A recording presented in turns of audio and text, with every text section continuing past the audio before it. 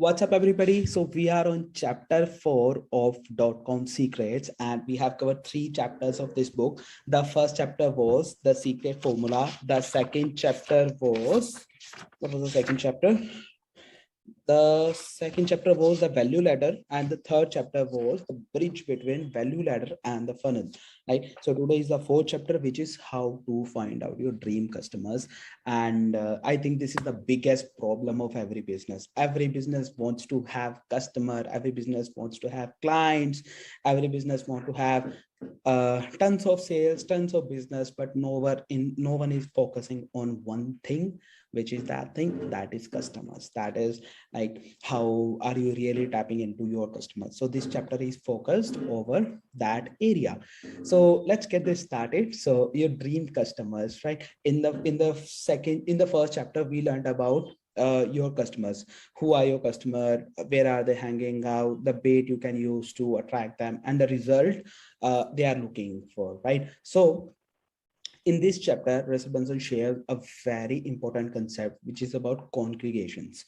What is congregations? In Hindi, we call this jhund, gathering. Like, people are hanging out together online. So in this chapter, Russell Brunson shares his story when he was in college. So Russell Brunson is a wrestling champion. So in his college, like, he saw that all of his college buddies are visiting the website themat.com, where they can find latest things happening in the wrestling industry, how players are like doing things, how matches are happening. So he find out that everyone in his college room, like whoever was fan of wrestling, was on that particular website and was checking that. And at the same time, like, as they were in some college, so there are hundreds of colleges all over the world, and people and students in those colleges as well are active at the very same time on the very same website. So what is that? That means, like, all of the people who love wrestling, who are interested in wrestling. So if you have any product related to wrestling, like a training, a coaching, a program, gloves, or like suits, whatever you have, so how many chances are that people would buy products from you? There are too many, because they are your dream customers, right? So that is the thing. That's the power of congregations. Like, people, he also shares one another story over here. That is the story of church. Like, suppose if you follow Jesus, right? So everyone who follows Jesus would be visiting church at the very same time. And if you want to sell something related to that product, so what would be the best place to sell that product? That would be church, right? So you just have to go to the church and display your message, like, hey, we sell flowers, or we sell candles, or whatever the products are related to churches, and you would instantly wouldn't be making tons of sales, right? That's what people do inside, like outside our temples. Outside the temples, you will be finding like flowers, and there are tons of like coconuts and sindoor and tons of things like that. So they have figured out that their dream customers are hanging out near this place, and they just find out a place, right? So but so that is about how people are hanging out offline in temples, church, clubs, gyms. And like, there are a couple of things, like, if you have to find out someone who is interested in cricket, where you would find out that person? You will be finding that person in a playground, right? And there are such playgrounds in every city of the country, right? So there are hundreds of people who are playing in their playgrounds every single day. And where are they hanging out when they're not in the playground? On the cricket websites, on Hotstar Live, or on CrickBuzz, on websites like that, right? So if you have something for those fans, suppose if you have Mahi t-shirt, or if you want to sell Virat Kohli t-shirt, or if you want to sell like anything related to cricket, so what is the best source? Like, you just have to go those places. So in offline world, there are different places where people are congregating, where they are hanging out. And in online world, there are different people where they are hanging out, right? So in online world, they are hanging out in Facebook groups, they are hanging out in forums, they are hanging out in blogs. They have like tons of different micro communities on Facebook groups and on other media platforms, right? So like that was about congregation, the importance of congregation, how you can find out people hanging out. Like this is one of our core primary strategy where we try to find out people in Facebook groups, like in the relevant Facebook groups. How to find out those Facebook groups? Just type a couple of keywords related to your industry and you'll find people in the Facebook groups, right? It's that easy. So the next question is, what are the questions you should ask to yourself or to your business if you have to tap into these congregations? So the number one question is, who is your target market? So here in this section, Russell Brunson explained that target market is not on the basis of demographics. So he mentioned that if you'll ask this question, a lot of people would reply like, my target market is 25 to 36 female living in this particular area, and etc etc. So yeah, he said, yeah, that was the time when we could have only these demographics, but now we can hyper target people. People are now like habitual of getting very relevant messages. Like if someone has his birthday next week, if someone has his birthday next month, we can target like such kind of demographics as well.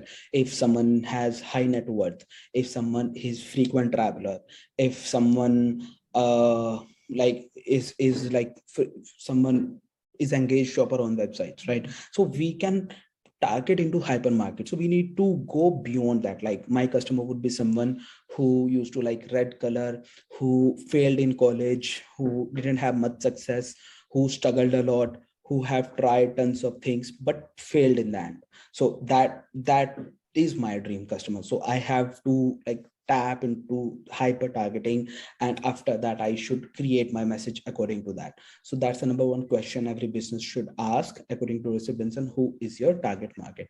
And then we have second question. The second question is the most important question: where are your target market hanging out? Where are they congregating? So where are the groups? Where are they hanging out? Where you can find all those people? Like if there is some place where you can find those people. Suppose if you want to advertise for golf products or something, what would be the best place? The best place would be airport, not a general bogie of railway, right? So that's the importance of finding out the people, your dream people, right?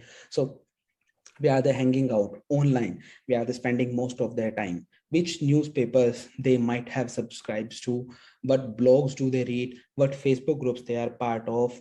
Are they even on Facebook or on Instagram or on some social media channels? Are they using Pinterest or Snapchat or TikTok? What social media platforms do they like? What keywords are they searching on Google? And what books are they buying on Amazon? So all of these things. Suppose if someone, why is this important? Why is this job important? So if know someone, like if suppose my list has 100,000 people and your target customers are hanging out in my email list, then you can just simply reach me. Hey Deepak, I would like to sponsor an email and just let me know your charges. So with just one single mail, you have reached all those 100,000 people, right? So that's why it is very important to find out where your target market, where your people are hanging out. So Russell Brunson mentions that internet is a huge mountain. Internet is just a huge mountain, and finding your ideal customer is like finding gold inside this big mountain. That's the only job as an entrepreneur you have.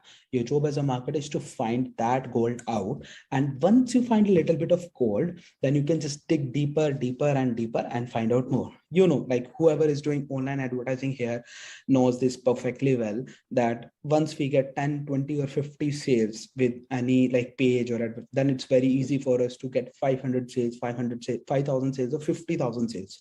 The only struggle is to get first 50 sales. So that's what Russell Brunson mentions here. So once you find out little bit of code, then you can just dig deeper, deeper, deeper and deeper, and you can find out more. You just have to catch the trail of that particular code. That's what you have to do. So now the third question here is, how can you get a customer to leave the congregation, check out your page? So here the thing is, like, you are watching your most favorite show, and how difficult it would be to take your attention of that show and show at some other place. That would be very, very difficult, right? So that's not an easy job, because you love someone, you are on YouTube and listening your favorite songs and you get some ad. No one likes that, right? So here Russell Brunson shares the story of National Enquirer newspaper. So National Enquirer newspaper is one of the biggest US newspaper, and like when people are on newspaper stand, he says that people have just a couple of seconds to decide which newspaper they have to buy, right? But National Enquirer newspaper have some catchy headlines, awesome headlines, that a person like instantly falls into, yeah, he should have to buy that particular newspaper. So just showing you a couple of headlines from this newspaper. So like you can see, so Baz's divorce, the cheating photos that ended his marriage. So an open-ended question, an exciting question, a hook. Like if anyone who would read check this first page, inside his $144 billion split. So that seems sketchy. And next thing is like what these billionaires are doing inside Tom's House of Horrors, right? So these are a couple of headlines. What billionaires are hiding catches the attention of people, and doing all of these things, right? So that's how, like, having the right hook is very, very important if you want people to leave the congregation and check out your page. So in the last, Russell Brunson mentions your job as an entrepreneur. Like this was new and important thing for me as well. I hear this every day, but today this thing, like, as this was destined for me. So he says, Hardik, this is the discussion we were making before this session. So he says your role as an entrepreneur is to understand all the strategies, then hiring the right people to do all this. He explains that with the example of, like, with the example of a building contractor, that a building contractor understand everything, right? He understand the foundation, he understand the labor work, he understand the contractor work, he understand that he needs carpentry work, he understand that he needs electricity, electrical wirings, but he can't do everything himself. He really can do everything himself, right? What he does is he collects all the people required to do the job in a single roof, organizes them in particular way, and gets the job done. And that's the way building is prepared. If he would try to do everything himself, then this would be really impossible to create the building, right? Like, to construct the building. So that's what he says in this chapter. He says, don't lose yourself in doing all these yourself. You don't have to do all these yourself. You just need to find out the right people for the job and delegate them the job. And your role is to prepare the strategies. You have to bring out the ideas. You have to understand the best moves, the best strategies, and then hiring the right people, and then train them and like make them work. So up next, in the next chapter, that's all about this particular chapter. And the next chapter will be discussing the strategy behind three types of traffic, the most important three types of traffic. And we will point the only goal we should have when driving traffic online. So that is going to be the most important chapter. So that's all about chapter 4, how to find out your dream customers. Now, FAQ session. Hardik, any question you have or anything you want to discuss related to your question or business? Here. All good? Not as of now. Kind of all things are almost cleared through this last entrepreneur. What our role is as an entrepreneur. Exactly. Everything is That was cleared an now. eye-opener for me as well today. Like when I learned this thing again, that's why we have to read one book again and again, because the same text mean different thing for you. So like 1.5 years back when I read this thing, your role as an entrepreneur, at that particular time I didn't understand that statement very, very well, because at that point of time I was collecting the dots, I was trying to understand, I was trying making things happen, I was searching for the best strategies available.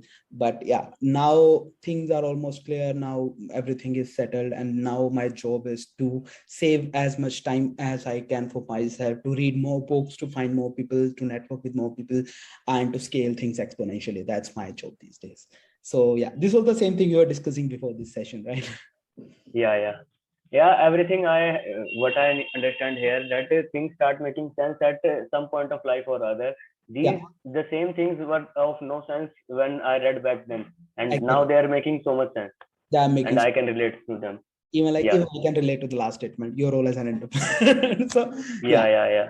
Sure. That's something. So yeah, that was all about chapter 4, how to find out your dream customers. If you are doing any sort of business, if you want to be any source of business, doesn't matter even if you are doing business, even if you're doing a job, then you need to find out the right company for you, right? So to find out the right company, you'll have to find out what they do, where are they hanging out, who is the right person to contact, and like whether you should contact the HR, you should contact the CEO. When I look for opportunities in companies, I directly reach CEOs most of the time, finding them on LinkedIn or on Facebook or on Indeed. There are tons of different options. It's about you, who is the concerned person. In your case, if you're doing a job, then the concerned person is the HR or CEO who would be hiring you directly. That would be the right person, right? And then you have to find out where are they hanging out. If they hang out in a park, then I will start walking in that park every single day. If my dream customer would be walking in a park, if my dream customer would be hanging in a club, then I would love to go to club every day in the same club he's going to. If he's hanging out in a 5-star hotel, I'll find him in a 5-star hotel, but I'll find him, I'll build a connection with him, and then I'll get whatever I want from that, my dream customer. So that's the whole strategy. It's up to you how you use those things. So all good. See you tomorrow with the next chapter on traffic and the types of traffic. Bye bye. Have a good day.